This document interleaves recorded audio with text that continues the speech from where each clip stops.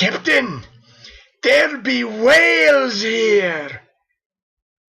Okay, that's more of a shark, but you get the point.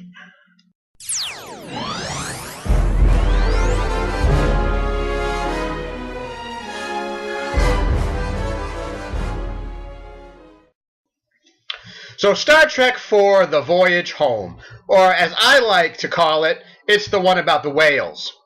And this movie wraps up what is colloquially known as the Khan trilogy. The story arc started with The Wrath of Khan, it continued with The Search for Spock, and now it's ending with The Voyage Home. And all of the plot points and things that have happened in the last two movies are going to be resolved and answered in this movie. And the plot for this movie is fairly simple. For 3 months, Kirk and crew have been stranded or exiled, self-imposed exile on Vulcan. During that time, Spock is re-educating himself and doing all the things that one has to do when their mind is reinserted back into their bodies.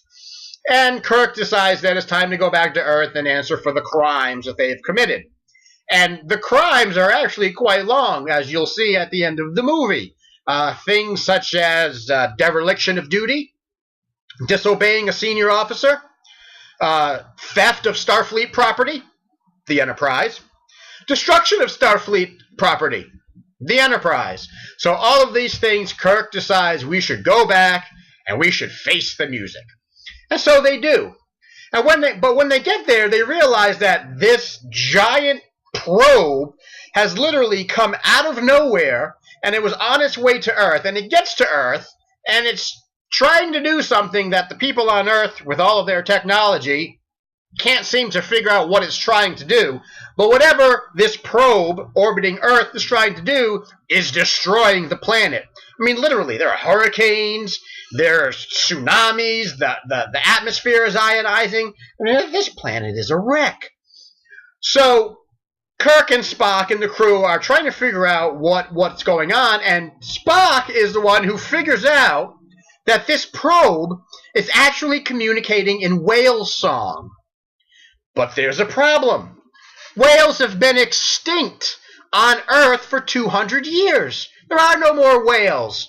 So this probe is talking to something that isn't there anymore. It will never get an answer, and it's destroying the planet in the process. So Kirk and crew do the only logical thing that they can do. They go back in time.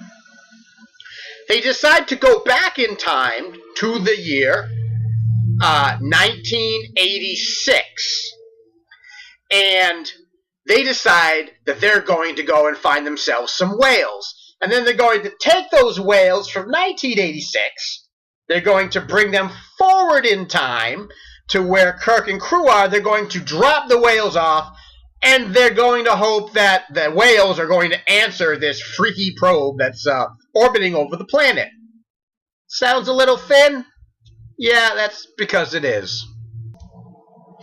Of course, the big appeal for this movie is not the time travel. It's not the whales. It's not really the story. It's to see how the crew from 200 years in the future react when they land in the middle of San Francisco in 1986.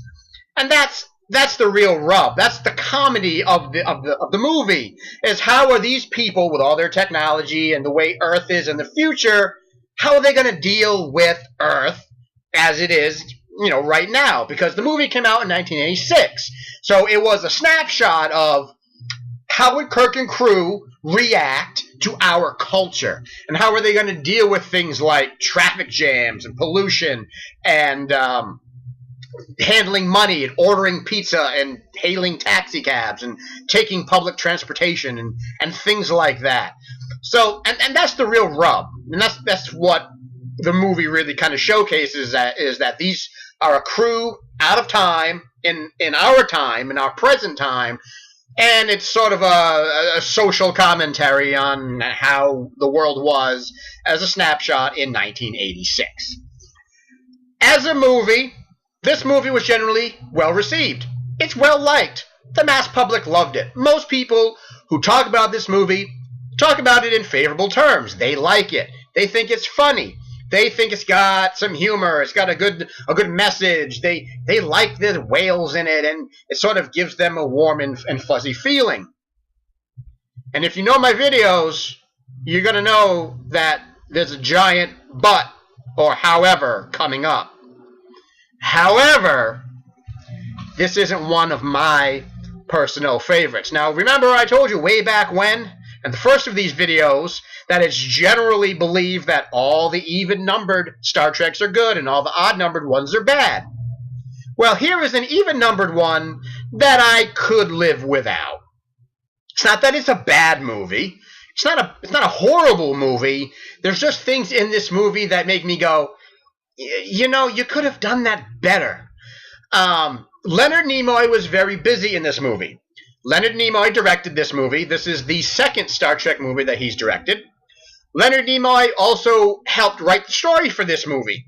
Leonard Nimoy and Harvey Bennett wrote the screenplay for this movie, so he was involved in that as well. And he also acted. He was a full-time actor in this movie, meaning he was in the whole movie. So Leonard Nimoy had a pretty busy plate for Star Trek 4. And, you know, it was a motion picture bestseller. It made money. People like it. But it's not one that I watch frequently, and here's why. So there are three main reasons of why this isn't in my top 3 favorite Star Trek movies. The first one, let's talk about the probe. Now, as I mentioned before, this probe comes out of nowhere, tries to communicate with the whales, and then Kirk has to bring whales to Earth, and then it talks to the whales. They say something, and then whatever they say appeases the probe, and then it flies away and goes off, and everybody is happy. The probe is nothing more than a plot device, and it's a very shallow plot device at that. We're never told where the probe came from, who created the probe, where the probe went after it left Earth. We're not even told what it actually said to the whales. They just sort of communicated, and then it went away. For all we know, the probe could have been asking for directions to Uranus. Yeah, I said that. So we don't know anything about this probe. And it's never, ever mentioned in any future Star Trek lore again. This is the only time you ever see this probe, or they talk about this probe, or we ever see this thing. There is a book written about the probe. It was a sequel that was written in 1986 to go along with this movie. However, I cannot locate a copy of it because that book is now out of print. And I'm having a very hard time trying to find a copy. So I don't even know if that book sheds any light on the probe. But we're basically asked to believe that here's this probe. It's come to Earth. It's damaging the planet. And, you know, whatever we do, we bring the whales in, and now it makes it all happy, and then it flies away. As far as plot devices go, this is very shallow. Now, Star Trek often asks us to make leaps of faith in their shows and in their movies. We're asked to believe things that don't really exist. It's science fiction. These are things that we don't have, we've never seen, and they're always asking us to believe in these creatures and technology and beings and aliens, just to believe, you know, they exist, and that's why they exist, and they're here, and we just want you to believe that. And for most of the time, I'm okay with that. But I'm not okay with it in this one because the probe doesn't serve a purpose other than to get Kirk and company to travel back in time to get whales. And that is its only purpose in life, and they have never talked about it. They've never explained it adequately. They have never brought it up ever again. It's like they're embarrassed. It's like the drunken uncle at a Thanksgiving party that nobody wants to talk to or nobody wants to talk about. You know, a bunch of people in Paramount are talking, and they're like, you know, what are we going to do for the next movie? Well, I don't know. We had this probe. No, we don't talk about the probe. Probe doesn't exist. So it's sort of shrouded in mystery, and it's never adequately explained. And in my opinion, as a plot device and you don't explain it, a plot device that central to the movie, and you really don't explain it, you just kind of put it out there, that doesn't sit well with me, and that doesn't make a whole lot of sense. The other issue of the movie that didn't sit well with me was the time travel. Now, don't get me wrong. I like time travel. I loved Back to the Future. I love time travel movies. Star Trek uses time travel a lot. Star Trek uses time travel almost too much. Time travel has become a convenient explanation for how they're going to resolve dilemmas. How are we going to fix this problem? I don't know. Let's do some time travel.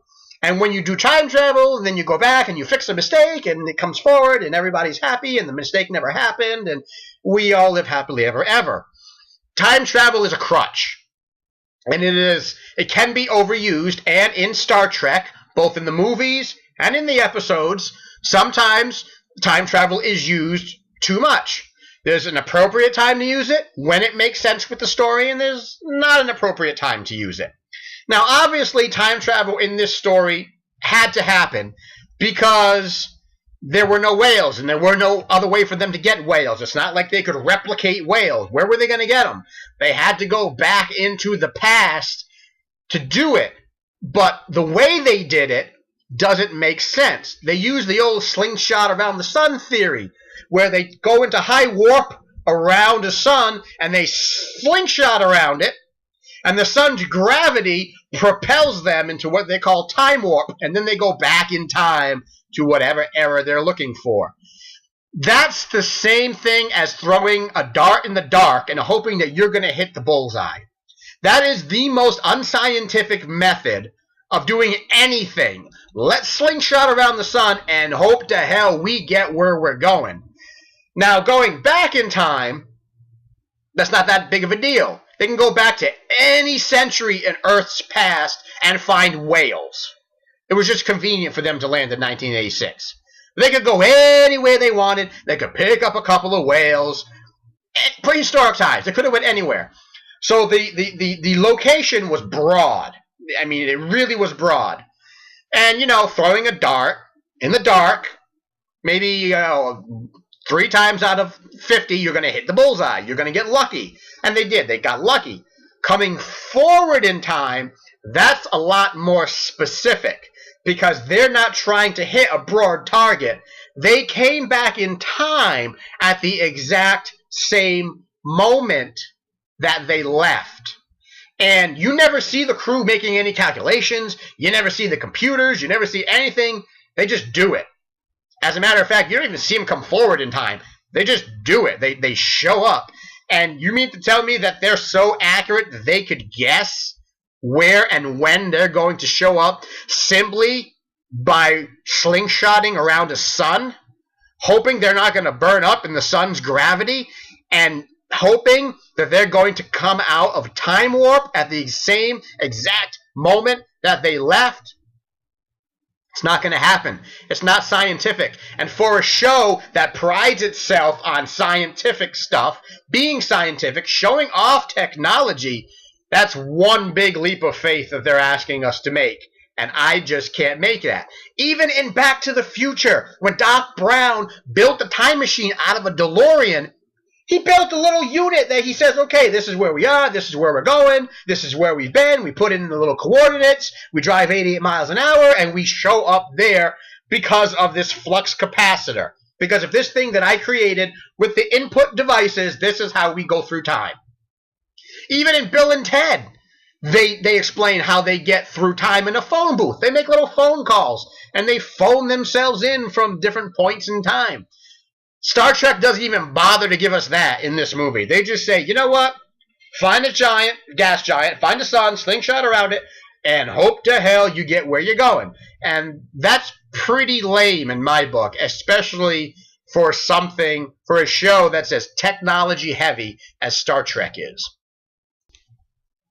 And the third thing that is a negative in my book is the message. And the message of Star Trek is, you screwed up. Listen, You hunted these whales to extinction, and 200 years in the future, you're going to need them, and they're not going to be around for you, and you're going to get destroyed. It's an environmental movie. It's got an environmental message, and I'm okay with message movies if they're done well. It's just that this one was very heavy-handed, especially for a Star Trek movie. It was extremely heavy-handed. It talks about all the bad things that can happen because we did something. It makes you feel bad. It says, because you did this, because you hunted the whales, because you were short-sighted, 200 years from now, Earth is going to be destroyed. So, well, hope you're happy with that, and hope you can live with that on your conscience. And, you know, even when they go back in time, Spock says, oh, it's illogical to hunt a species to extinction. It's like the movie is judging us or something. You know what I mean? Like, we're being judged by this movie. The movie is saying, if you do this, then you're wrong. Now, that's not to say that that's a bad message. I mean, nobody's going to argue that it's okay to hunt a species to extinction. We're not advocating animal genocide here. But what we are saying is, or what I'm saying, is that there are subtle ways to make your point. There are subtle ways to make your message, and then there are non-subtle ways. Star Trek always uses the subtle ways. They did metaphors, and they would do symbolism, and they would talk about things in sort of covert tones. And, you know, when they talked about heavy issues like racism and equality and all these things, those are pretty heavy topics, and they handled them well. But they talked about them in symbolic terms and metaphors and ways that actually made you think. And when you got done watching the episode or the movie, you went, oh, I wonder if that's really what they're talking about. Or maybe they're talking about this and not what they were actually talking about. And so they made you think. They engaged you. They started making you think about these topics. There's no thinking in Star Trek 4. It's just, you screwed up. We have no whales. Now this weird, freaky probe is here, and it's destroying us, and we don't know what to do about it. We're so technologically advanced that we can't even tell that this thing is communicating in song, whale song. Like they wouldn't have known that in Starfleet headquarters? Like, just some recently resurrected Vulcan had to tell them that it's whale song?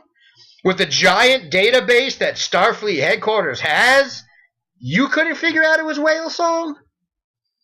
You know, we can nitpick this movie to death, but the message being heavy-handed, the reliance on the crutch of time travel, the so many points in this movie that go unexplained, these are the things that make it not as compelling and not as an enjoyable movie to watch. I did watch it before doing this review. I didn't really have to, because I know the movie very well, and I've seen it many, many times over the years, but I watched it again before doing the review just to sort of refresh on some of the points, and I said to myself, yeah, it just really, really doesn't stand up. I mean, I can see where it would appeal to some people, but if you're a Star Trek fan, you might have some issues with it. You might not. Maybe I'm the only one here that has issues with this movie. But these are the reasons why I have issues with this movie. So is this a movie that I would recommend? Should you watch Star Trek 4? That depends. If you're going to pick one or two movies that are Star Trek movies to watch, I wouldn't pick this one. There are better Star Trek movies out there, better representatives of the genre than Star Trek 4. Go watch Star Trek 2. Go watch some of the later ones that we'll get to later on in life. But this is definitely a movie that you can miss. If you're a completist, you're going to want it in your library. If you want to complete your collection of all Star Trek movies, you're going to want it in your library. If you're going to want to watch it because you are a completist and you want to see all of the Star Trek movies, then you're going to want to watch it and put it in your library. But really, in my opinion, this is a movie that can be missed. This is a movie that, if you don't watch it, you're going to miss a few sort of plot points later on in life, but, you know, you can go without. It's certainly not a movie that I would go out and bang down the doors, try to get a copy of it, and say, I absolutely have to watch this tonight. Go watch Star Trek II, The Wrath of Khan, if that's the kind of mood you're in. So, for the casual viewer, it might be a good 2 hours for them to spend on a rainy Sunday afternoon. For a die-hard science fiction fan or a die-hard Star Trek fan, you're probably going to be let down. It's probably not going to be as fulfilling as you'd want, or as fulfilling as some of the other Star Trek movies that are out. It's not as bad as the next one that we're going to review. Nothing is as bad as the next one that I'm going to review. But it's definitely a movie that if you don't watch it, you're not going to miss a whole lot. You're not going to feel like there's a giant hole in your Star Trek life that needs filling. So that's my review of Star Trek IV. I hope you enjoyed it. If you have any comments, you disagree with what I've said, you like this movie, you don't like this movie, you can go ahead and comment below in the box. And if you like what you see and you like the reviews, go ahead, click the subscribe button, tell your friends, tell your enemies, and until next time, as one famous captain said, let's make sure that history never forgets the name Enterprise.